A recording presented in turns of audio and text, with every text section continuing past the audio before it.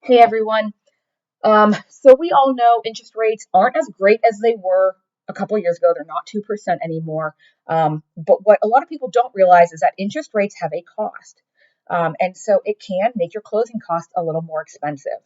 And what I want to talk about is seller concessions.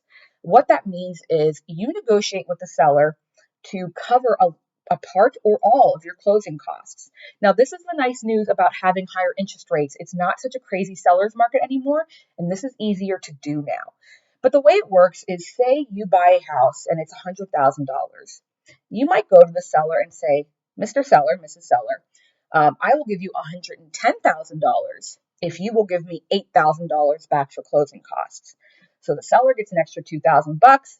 You get a little bit of money towards your closing costs. Your loan amount, your monthly payment on your mortgage is a little bit higher, but you don't have to bring all that money up front. And usually when it's a little bit higher, it's, 20 to 50 bucks a month. It's not anything, it's not 100, 200, $300 more a month.